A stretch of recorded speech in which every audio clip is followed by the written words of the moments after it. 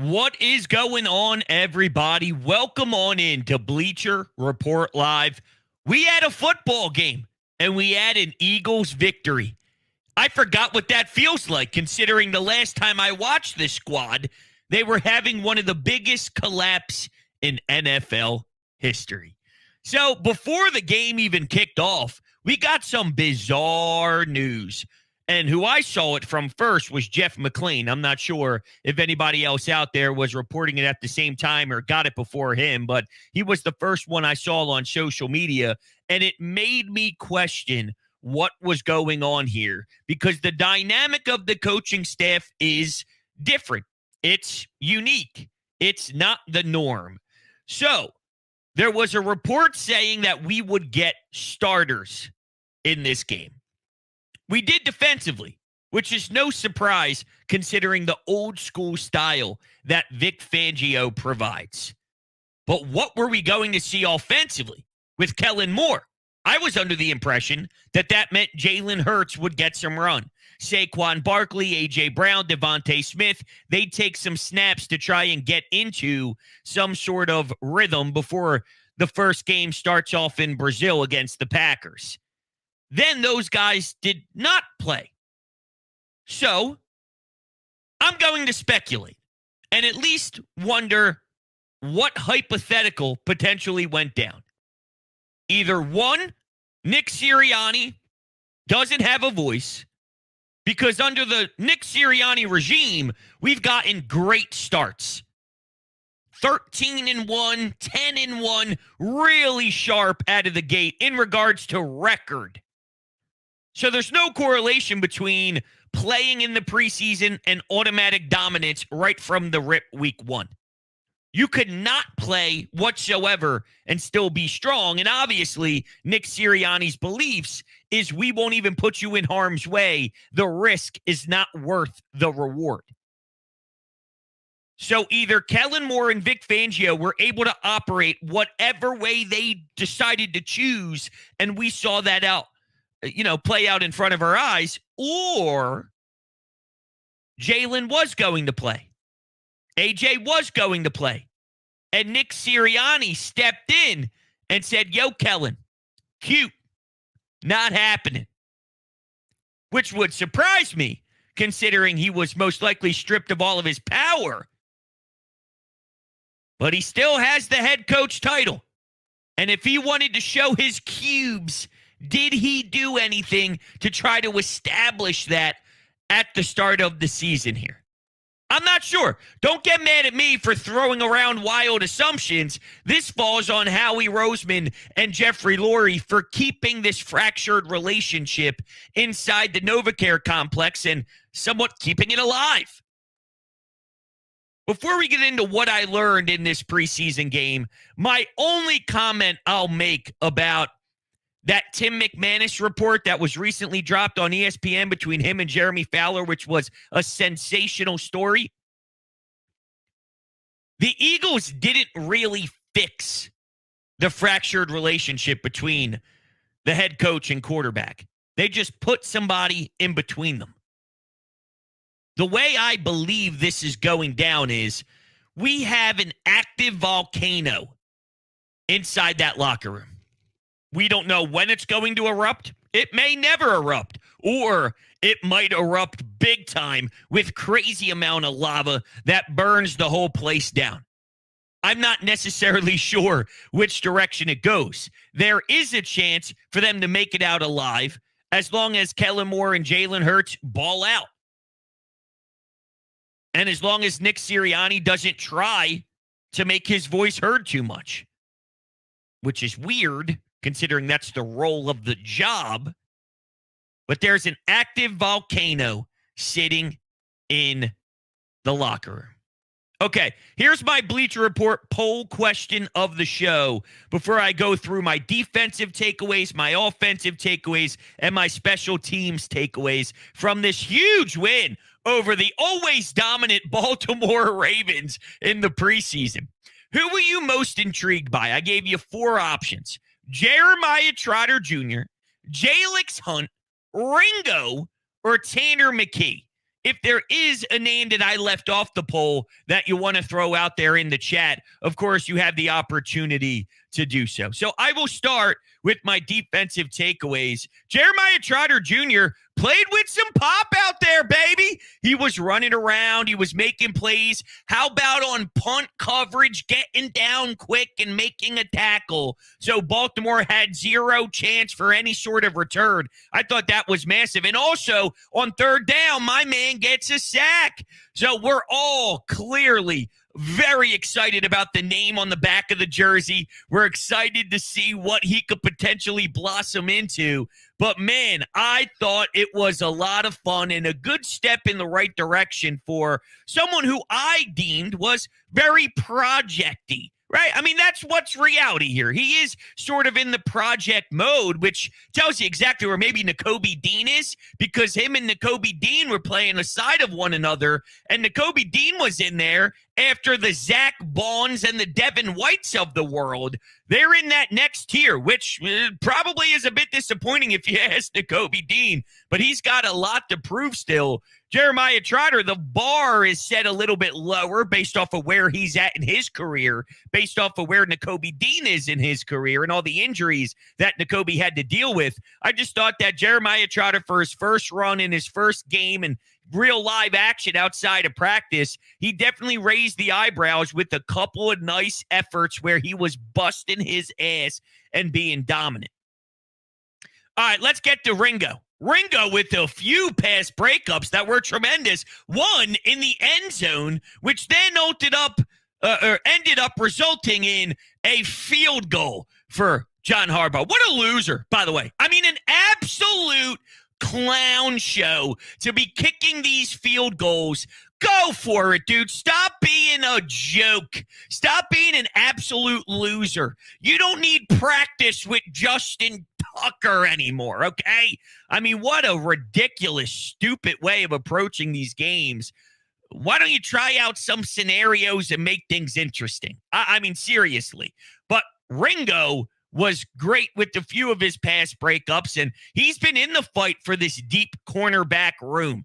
Quinyon Mitchell, who almost had an interception in this game, and I'm very fascinated to see how that role goes if Darius Slay is on one side and if Isaiah Rodgers is on the other side. What versatility do you have in Quinyon Mitchell? Made a good break, though, and the ball was right there for him. I'm going to need that next step, which is secure the football, right? Which is make sure that you give the offense a chance to maybe take over with great field position and hand the rock off to Jalen Hurts so the offense can thrive. Let's turn the rock over like your C.J. Gardner-Johnson of 2 years ago and making impact plays like that. But look, if you're going to put yourself in that position, and that's something that we get from a common theme standpoint with Quinyon Mitchell, I think we'll be in good shape. So just noting, though, between Ringo and Mitchell and Isaiah Rodgers, there is a fascination with this cornerback room. Unfortunately, we didn't get a taste of Cooper DeJean yet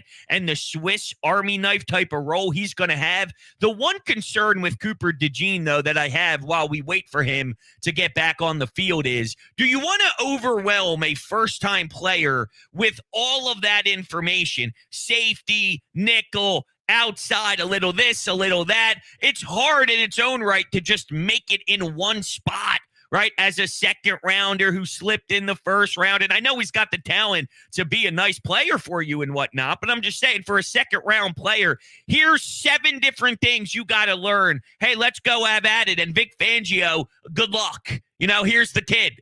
Go sprinkle him in a lot of different phases in the defense. It just seems like that might be setting him up for a difficult time, not an impossible time, just a more difficult time. And maybe he can handle it. I'm not saying he can handle it. It just seems like a lot in theory. That's all. But Ringo, 2 thumbs up. Jalix Hunt, 2 thumbs up. One big pop. It's always that time of the year again, and a reminder when somebody has their head down and they're trying to do too much and someone just lowers the shoulder and you hear that big pop, and then you can actually hear some of the guys on the sidelines, even the commentators. Maybe it's the fans in the stands and everyone goes, oh, you know, one of those. Jalix Hunt did that. And Nolan Smith got a sack in there in the third quarter.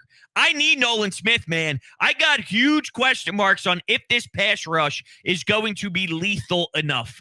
I am concerned that after losing Hassan Reddick, with Bryce Huff being more of a complimentary piece than you're an everyday go out and get after it type of guy. Brandon Graham's older. Josh Sweat hit a wall. I don't know how I feel about my edge rushers right now. Nolan Smith needs to have an impact season, and he was able to get a third quarter sack late in the third quarter. Two ways to look at that. Good. You got to the opposing quarterback. Good, right? Dipped the shoulder a little bit, made a nice how do you do? And then the counter is, why is he playing late in the third quarter if he's flashing the good stuff? Because normally if you're flashing the good stuff, you're yanked out of there way before. Just saying, for whatever that's worth. Okay, here's my offensive takeaways. And Stay True in the chat says, how about Will Shipley? Yes, I was actually thinking about putting Will Shipley in the Bleacher Report poll over Tanner McKee, but there's a lot of fans that actually really enjoyed the dots and the darts that Tanner McKee was throwing out there. It's a shame he had to deal with some of the nonsense in the sloppy receivers. I would be fascinated to see what he could look like with the twos. Although I do value Kenny Pickett as a backup quarterback. Everyone just says he stinks. Well, if you're also going to claim that Matt Canada was a disaster with the Pittsburgh Steelers and he was going 7-5 in 2 consecutive seasons, and also starting 24 games in the National Football League, I value that in a backup quarterback sense. Now, I'm super intrigued with Tanner McKee. Some of those throws that he put was right on the money, and it was good coverage, too. There was not much separation, and he put it right in the breadbasket, and some of those secondary weapons, I'm saying secondary weapons as in secondary tier skill position players on your team, not the secondary of the other team, if that makes sense. Anyway, that sounded a little funky to me. Your lower level skill position guys, they were still able to make the catch when there was some traffic there, so kudos to them. But yeah, Tanner McKee's fun. I just think that there's still more upside for now in the experience that Kenny Pickett was able to have starting multiple seasons with Mike Tomlin in the Pittsburgh Steelers organization, compared to Tanner McKee, who's kind of taking his steps and taking his strides and improving as a project third-string quarterback over his short-lived career so far, for whatever it's worth. Could I see a world one day where Tanner McKee actually does elevate into something serviceable as a backup QB? Yeah, I do. I think he's got an arm. I think he's not afraid either. He'll throw the football, right? And you need that. You got to have someone who is at least confident in his own skill set, that if there is a small-ass window, that's how you survive in this league. If you will double clutch and hesitate and be scared and there's fear and, all that, well, that half a second is enough for a defensive back to pounce and jump around and then go take it to the house for a pick six. So I like the skill set of Tanner McKee.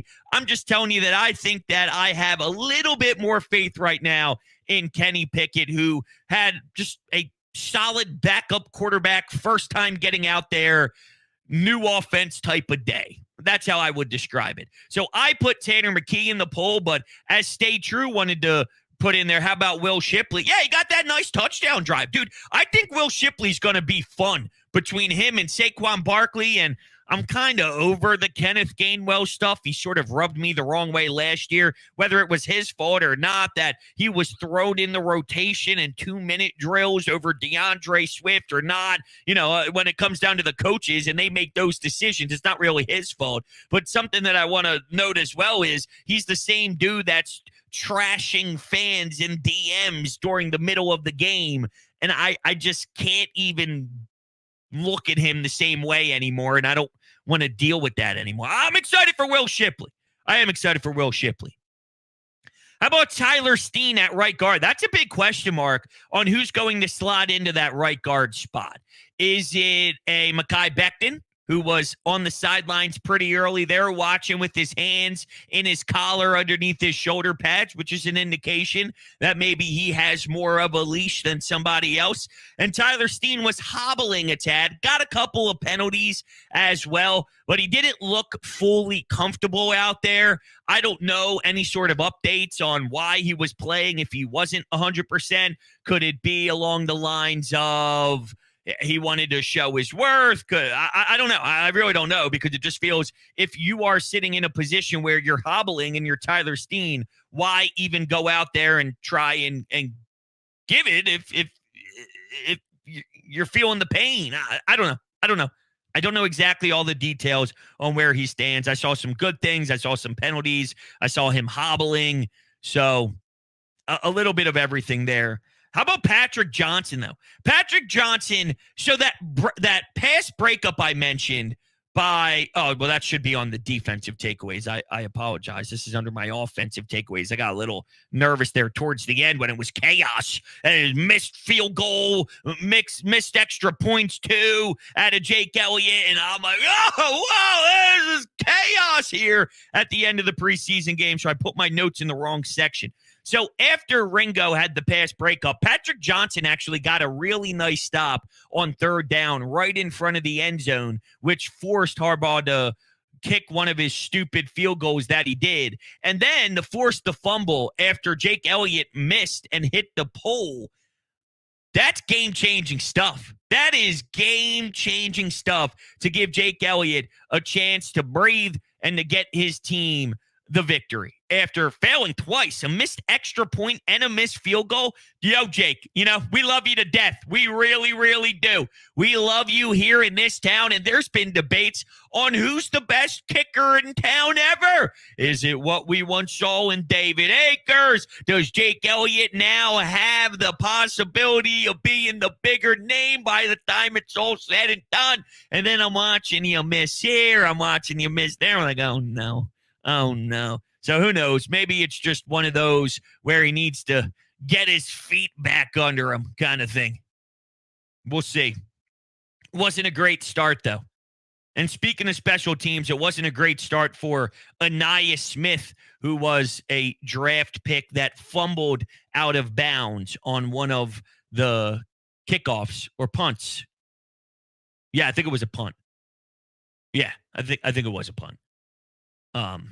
Regardless, he went out of bounds, and the ball went out of bounds when he fumbled. You got lucky. The Eagles kept possession, but that could have absolutely been a disaster. Speaking of drafted receivers, though, there's been a lot of talk about Johnny Wilson. Big dude, man. Big dude.